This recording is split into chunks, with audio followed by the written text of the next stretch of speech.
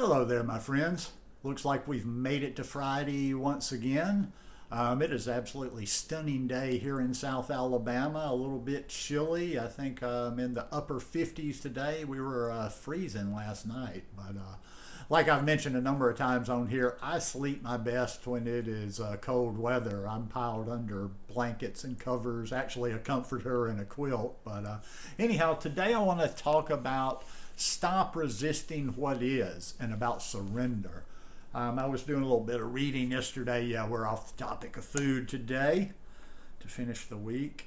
And I came across an article. I've been thinking about this subject a lot. A lot of these thoughts have been coming up as I read Letting Go, and I'm just about through with it. And the reason, like I say, I read so slow when I get a book is I've never hidden the fact that 30 years of being an absolute drunk doesn't leave your brain in the greatest shape. I was talking about this with my roommate the other night, and I said, okay, think of my brain as a computer. The processor, I think I'm using the right terms, but whatever makes it go works. It functions. The computer actually functions well, but I got no hard drive. I don't remember anything. I don't retain anything. So when I read a book a little bit slower, and like I say, I read it in, say, 20, 30 page chunks without just ripping through it, I tend to retain a little bit more. So that's why. Anyhow, this is an article in medium.com. I'll try my best to remember and drop a link in the description below. Medium.com, I read this site quite often, or I stumble across it quite often. And the article is titled, Stop Resisting What is Taking Place in Your Life and Embrace Everything as It Is, by a gentleman named Tony Falkry. Trust in life. There are ultimately two choices in life, to fight it or to embrace it. If you fight it, you will lose. If you embrace it, you become one with it and you'll be lived. Rashid Ogunlaru. The disciples were involved in a heated discussion on the cause of human suffering. Some said it came from selfishness, others from delusion, yet others from the inability to distinguish the real from the unreal. When the master was consulted, he said, all suffering comes from a person's inability to sit still and be alone.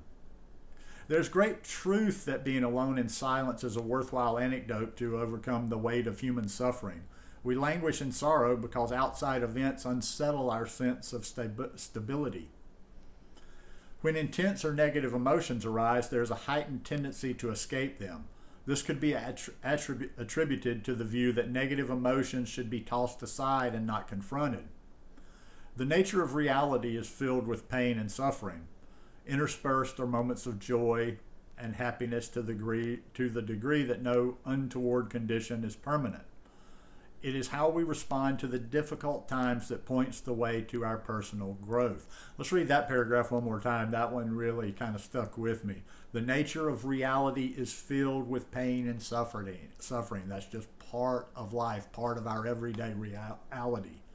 Interspersed are moments of joy and happiness to the degree that no untoward condition is permanent. It is how we respond to the difficult times that points the way to our personal growth.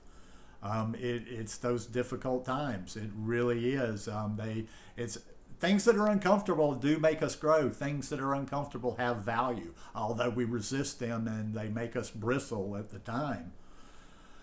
In her book, When Things Fall Apart, spiritual teacher Pema Chodron affirms, life is a good teacher and a good friend.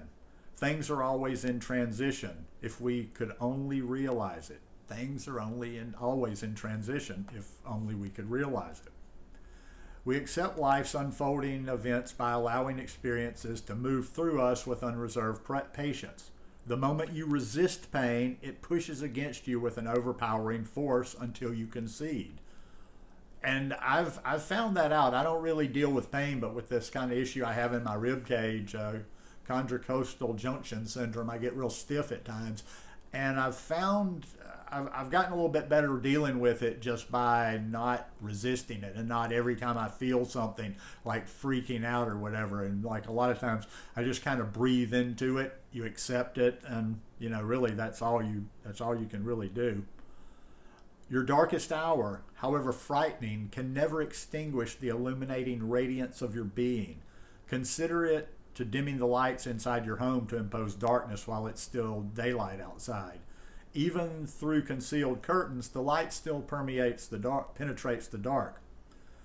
Striving, longing, and expecting are ways the mind places barriers around our happiness. We never know what life will bring, so we let go of fixed outcomes and trust conditions will advance of their own accord. I appreciate Michael Singer's view in his proclaimed book, The Untethered Soul. The only permanent solution to your problems is to go inside and let go of the part of you that seems to have so many problems with reality. The minute you resist life, you are called to surrender to the unfolding conditions. In the moment you concede to universal intelligence, you merge with the natural order of events. When pain emerges, drop into it instead of resisting it. Why? Because your resistance signifies your opposition to life. It is your resistance to what is that is the source of your suffering. Listen to that one again. This might be the whole, this one sentence might be the whole theme right here. It is your resistance to what is that is the source of suffering, not the pain itself. Perception. Perception is so much. What actually happens is 10%, and our perception of it is 90%. Trust in your capacity to overcome whatever arises. Trust in life and the unseen forces that conspire to help you in the unfolding of your personal story. Life is a commitment. Life is simple. Everything happens for you, not to you. Everything happens at exactly the right moment, neither too soon nor too late. You don't have to like it, it's just easier if you do. Quote was from Byron Katie. Celebrate life, knowing the sequence of events change. Sometimes I get ahead of myself. Celebrate life, knowing the sequence of events change. What seems unwelcomed at first may become your greatest teacher. Expect the foundations to be laid out before assuming the worst. The point is to lean toward the discomfort of life and see it clearly rather than to protect ourselves from it, stated Pema Chodron. Your life's journey is composed of layers, concealed by the weight of past conditioning. By allowing life to unfold through us, we consent to uncover those layers. Similarly, as you encounter an experience and overcome it, another layer is revealed. Charlene Belitz and Meg Lundstrom remind us in their book, The Power of Flow. If you get real comfortable, it's less likely you'll make a lot of progress. If you're always seeking pleasure, you're not necessarily seeking the truth. Unpleasant feelings are not to be avoided, yet embraced. This does not mean celebrate pain, though accept circumstances as they arise, knowing there's a vital lesson contained within it. The moment we declare our intention to move through pain, we activate the wisdom to overcome undesirable events. When we shy away from an experience, we resist that moment.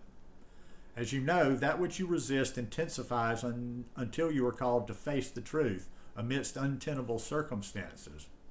At the least, to embrace life is a commitment that what transpires will do so of its own accord.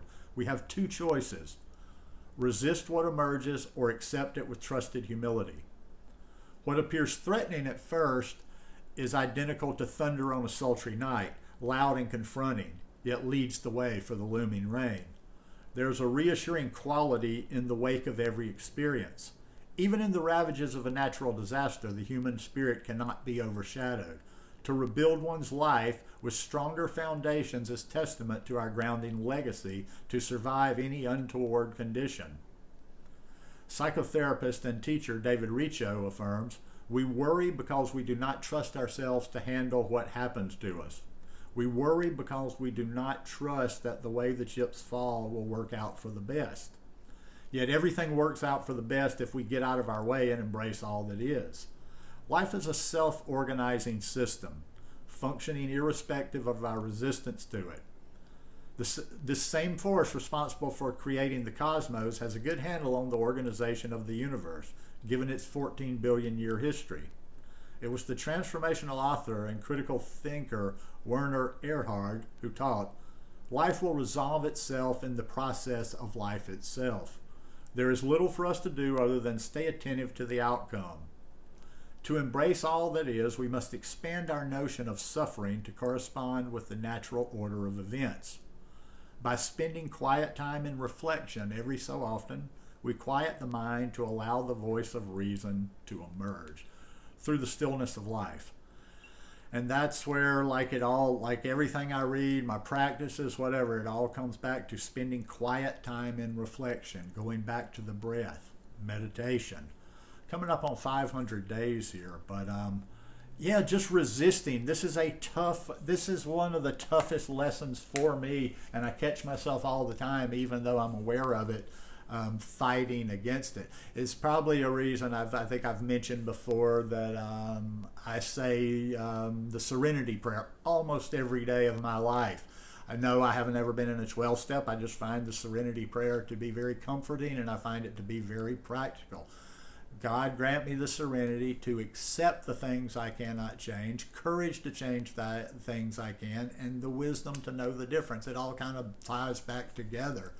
Accepting what is, and that's not like a passive giving in. We still put forth effort to better our situation, but it's just about being okay with whatever the outcome is, and that's really all that my mindful practice teaches me.